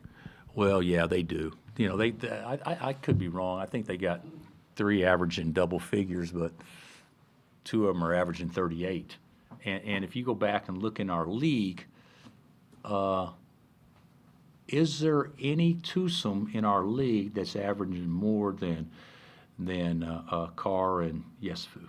There may be, but I'm just trying to think off the top of my head. Maybe BYU's got somebody, or Topping and Anderson. I don't know exactly, but 38 by 2 is a lot.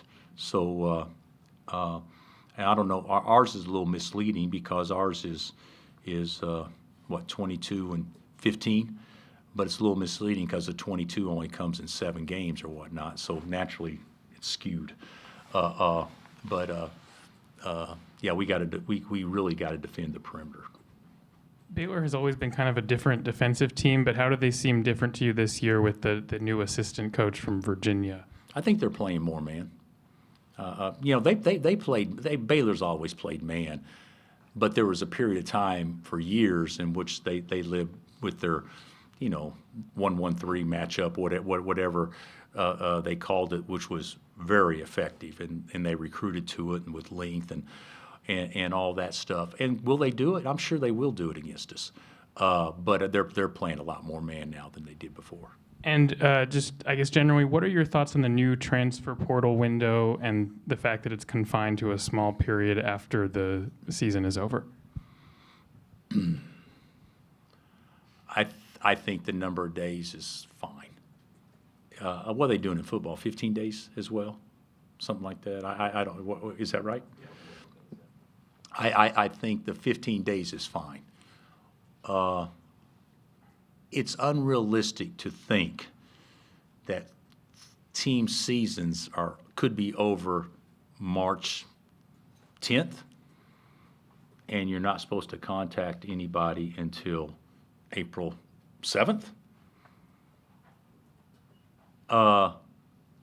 That's unrealistic to think that those things won't be happening. And also, that's not just from coaches wanting to contact others. That's players wanting to contact other programs because they know they're going to leave, but they're not going to. They're going to wait and announce after the portal opens, or are they going to do it early? Which football, a lot of guys do it early. But when they do it early, what they're doing is just telling everybody else, "Hey, this is my agent, and you may not can talk to him, but just so you know, this is my situation." So, in theory, I think it sounds great. The reality of it is waiting till the season is over so everybody has the same runway to go get some stuff done. I think that sounds great in theory. I don't know if that's really reality, though. Bill, you talked about not being involved in the players-only meeting. Has that always been your philosophy, or were there times in your career where you wanted players to instigate that? Yes, there was. When I was a player, I was involved in player-only meetings. But as a coach, I don't think I've ever been involved in a player-only meeting if you're a coach. And if you're asking, was the involvement my involvement created because I requested them to have it? Is that what you're asking, or that I actually spoke in the players-only meeting? I didn't have anything to do with that. So, and I still don't know. You guys reported that. I don't know anything about that. But like earlier in your coaching career, have you ever asked a player to do something, or to ask them to do something like that? Yeah. Oh, I would bet countless times I said, "Hey, man, y'all better get together and figure this stuff out." But I don't remember ever saying you have to do this or you have to do that. So, Bill, I'm curious what you think of how Flores played since conference play started and kind of what you want to see from him out there. I don't think he's played poorly. I don't think his activity level and his numbers are what they were prior to that. So I think a lot of that is our fault by not getting the ball to him in places when he can score. And then I also think sometimes he doesn't work for it the way that he should, because you get into league play, it's different, you know. But am I pleased with it? I would say I'm not displeased, but I think that there is another element that he can get to help us win more. But I think Flory's had a really nice year. I just don't think we've gotten the ball to him as much here lately. Do you think there will be allegations of tampering with the new rule? Because I have no idea. Is it legal for the agent, let's say, No. to call one of you guys and say, hey, my guy really wants? And then, well, I don't know how that's a violation for somebody to do that. And then your responses be, hey, I'm sorry, but we can't communicate now. So, you know, when the portal season's open, you can contact us then. You know, that's not a violation. So in theory, I think it could be handled, you know, definitely within the purpose of the rules. But, you know, it could also be said, I can't talk, but God, I cannot wait to talk to you. That's probably handled a little differently. That's probably outside the spirit of what the rule is. How did Iowa State approach guarding Peterson? I thought they did a nice job for the most part of trying to maybe not totally face guard him, but deny him everywhere. So. And the other news today was a big gambling scandal. Yeah, Are you appalled as a coach that this is going on? I think coaches in America would be very shocked if this did not occur in some form or fashion the way the laws and the rules are now. That's different than it's ever been. So you know, there's a lot of great things going on out there, but a lot of great things, no matter what, also have some unintended consequences that go along with them too. And I by no means is there an excuse. By no means are you condoning. By no means any of that stuff. But the reality of it is, when it's so prevalent in day-to-day life now, that you could probably anticipate it being more widespread than what it ever has been. What'd you think of Baylor's win over Okie State? Thought it was impressive because they scored the ball. What, they get 94? Something like that. Scored the ball, shot the ball 14 to 25 from three, something like that. Shot the ball ridiculously well and played well. They've got a good team, and their conference record isn't what it would normally be, but that's a pretty hard start to conference too. You know, we were very fortunate to beat TCU. TCU went to BYU last night and only lost by 6, and they lose to TCU in a close game, and then their other games are Iowa State and Houston. So that's a tough start. So, but Scott's got a good team, really good team. All right, thanks, Coach. Let's go. All right, guys. That's Bill Self yesterday in the Allen Fieldhouse media room. KU and Baylor tonight at 7. Hawks looking to go 3-2 in conference play, and maybe more importantly, 2-0 this week before they hit the road for 2 next week. After this, though, we're talking Trey Lathan, we're talking Kansas football, and some college basketball game picks as well. Rock Chalk Sports rolls on your Friday. ESPN Kansas City, kansasnation.com. Welcome back to Rock Chalk Sports here. Final segment here before we, we're going to focus on game day coverage. kansasnation.com is the place to be. You can find us on Facebook, Twitter, TikTok, Instagram, of course, Apple Podcasts, Spotify, YouTube, all the likes, all the subscriptions we really appreciate. Also really appreciate Mitch Bales and his team over at Game Day Men's Health Lawrence.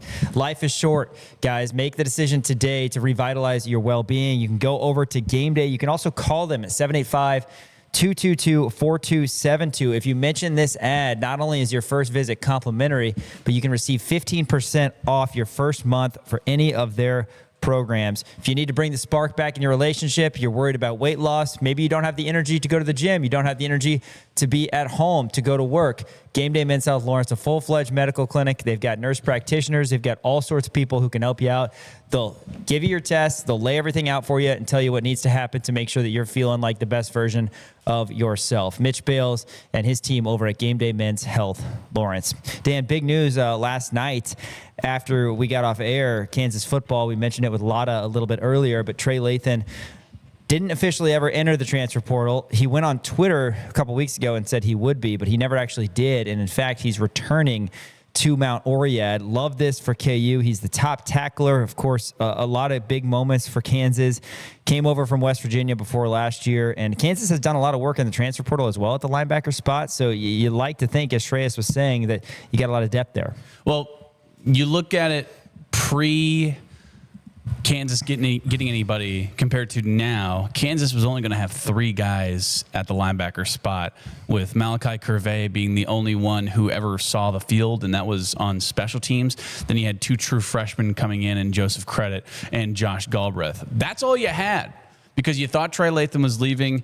Everybody else obviously went away, so you were really, really sparse at the linebacker position. And when you thought Trey White was leaving, that was obviously Trey Lathan. Not Trey White. Trey Lathan. When you thought Trey Lathan was leaving, you thought, man, that's probably the biggest loss for this Kansas squad, because he was so good. He was the leading tackler. He was so good in the run game. He was good in coverage, good at that weak side, right? Because you had Bengali Kamara kind of in the middle, but Trey Lathan was just such a good open field tackler. And that one really hurt. And he announced he was going into the portal. And then this is something that we kept an eye on, because it was reported early after he initially announced that there was no indication of him ever entering the portal. He didn't enter. And so I was like, okay, that's interesting. Maybe he'll enter later. Maybe he's like intending to. And then as time kind of went further and further and further, you're still like, Trey, he's still not in the portal. So something could happen there. And obviously they worked out a deal to where now he officially tweeted out the locked in graphic. So he will be returning for Kansas. So kind of break down that linebacker room that you have right now. You have guys coming over from, New Mexico State, like Quincy Davis, who was a high impact player over there. You guys have guys like Landon Watson coming over from Kentucky, who was a high impact player when he was at Marshall initially. Jerron Willis, who was a former 4-star guy, didn't play a lot at South Carolina. You have a lot of guys with really, really high ceilings, if you will, right? Guys like Willis, guys like, Davion Crouch, who, again, played a lot back in 2024, 2025, took a step back, but that's a guy who you can fit in the middle linebacker spot, who has ran a middle linebacker spot and essentially was the quarterback of the defense for Boston College. That's a power 4 level middle linebacker that you're getting in. So you really like the fact that kind of where this linebacker room is sitting with guys like, Jabril Alameen, who's going to be coming over as well from Marshall, who was a really, really solid player last year for Marshall. So the linebacker room in and of itself, I think that has been the most the biggest thing that Kansas has done in the portal. Yes, they got Nick McMillan, who was 24th in the nation in terms of yards at the wide receiver spot. They got some really good pieces at the tight end room. They got really good pieces on the defensive line. But I think the work that they've done in the linebacker room is really going to prove that this Kansas squad and Coach Chris Simpson and DK and everybody over there has really hammered it home, and they're going to be able to rotate a lot of these guys as well. All these guys that I mentioned, I'm expecting to see them get some amount of playing time. Now, Trey Lathan is going to be the leader, the veteran in that room, and that's something that you didn't really have, a guy who had been here at the program, who had meaningful playing time here at Kansas, who understands what it's like to be a veteran. You're getting veteran guys, but they're coming in from elsewhere, right? So to have a voice, have a leader in that room that was here last year, who was your leader in tackling, is going to be absolutely huge. Yeah, absolutely. And we'll see where those guys kind of fit into the defensive scheme of DK McDonald. Kansas has done some work, obviously, in the secondary as well, and a lot of talented guys up front, too. So excited about that. Really liking this. I am still curious as the portal is closed. I think maybe I'm the only one who feels this way from all of our guests who have come on. I wonder if Kansas gets another wide receiver. Certainly there's been chatter. Multiple sources have mentioned Dylan Edwards in terms of running back. So if Kansas gets Edwards or gets, an additional running back, I don't think that would be a shock. Right. Because Kansas is still looking for kind of that joystick type running back. But a wide receiver, you mentioned McMillan. He's the wide receiver 1 by all accounts. For sure. And then you got Nazay Cox as well. And you're returning Cam Pickett and Keaton Quebec. I just wonder if there's maybe one more spot. You probably think. I think 2 is not enough.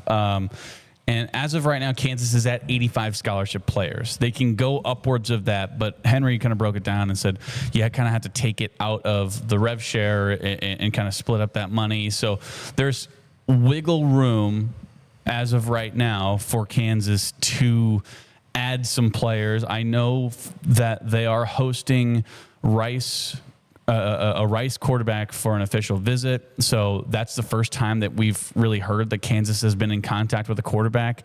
So that's going to be really interesting. But yeah, you got to think if they can get Dylan Edwards, that would be fantastic. That's a game breaker kind of guy. Also, you feel confident in Isaiah Marshall and Cole Ballard right there. Also, you got, Jalen Mason kind of behind them.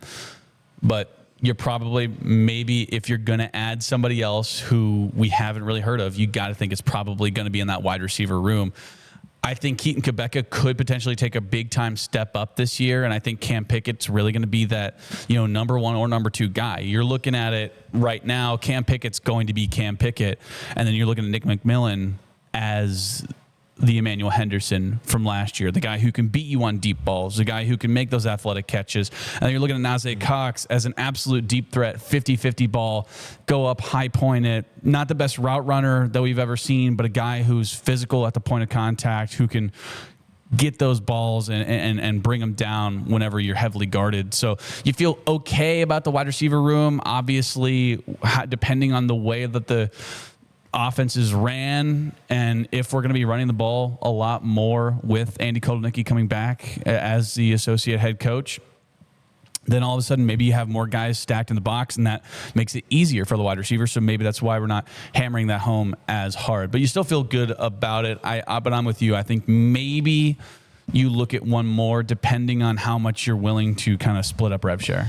Yeah, exciting times. KU in the top 50, 24/7 sports transfer portal, and it's just been exciting seeing the roster come together. And of course, that'll be semi-finalized here in the coming week or so, I would say, with the portal closing today. NFL, we did game picks yesterday, Dan, but why don't we revisit this? There's 8 teams left. Who do you have in each conference championship? Of course, 2 games tomorrow and 2 games on Sunday. AFC side, you got Broncos, Bills, that's a 1 seed, 6 seed, and Patriots, Texans, 2 seed, 5 seed. NFC, you got Seahawks, Niners, 1 seed, 6 seed, and then Bears, Rams, which is 2 seed, 5 seed. Yeah, I had both the 1 seeds winning. I just think the Broncos are going to beat the Bills. I think the Broncos are just a little better of a team. They're coming off a bye, obviously. So I like the Broncos there, and I think they're going to be playing against the Texans. I think the Texans pull it off against the Patriots. That front line is going to be all up in Drake May's face. And then I have the Seahawks beating the 49ers. I think the 49ers are banged up. Sam Darnold is dealing with an oblique injury, but he should be expected to play this weekend. So we'll see. It just kind of depends on how Sam Darnold plays in this game. Obviously, you have a lot of weapons for them. Jackson Smith and Jigba has been fantastic. Their defense is really good. I think the Seahawks do pull that off. And then I think, like I said, the Bears beat the Rams. I think the Bears are playing in the NFC Championship game in year 1 of the Ben Johnson era. Bears, home dogs. I'm a little bit different. I also think the Texans are going to upset the Patriots because of the same reasons that you just gave with their defense. But I like the Bills to advance. I think this is the Bills' year to get to the Super Bowl. So we'll see if they can get a win at Mile High. I want to pick the Niners on the money line. You know I like them +7, but I think the Kittle injury, I don't think they're going to have enough. I do think they cover the 7, but the Seahawks advance. And then I like the Rams, so it'll be another NFC West battle. It seems like Seahawks only play NFC West teams, when it's Seahawks and Rams in the NFC Championship. And I'm taking the Bills to go to the Super Bowl. Give me Bills-Rams in the Super Bowl, and give me Buffalo. It'd be fun. How about that? You think the Buffalo Bills win the year, Super Bowl? man. It's Clip their this year. out. Why not, right? We'll have to see. Okay, one game pick for tonight, of course, it's KU Baylor over on Naismith Drive. KU is given 7.5. Dan, over-under is 155.5. Yeah, I like the under in this game, 155.5. I think defense is really going to be, stepping up big in this one. I think the momentum is going to carry over, and they're going to be able to stop the offensive firepower of Baylor. They're a really good shooting team.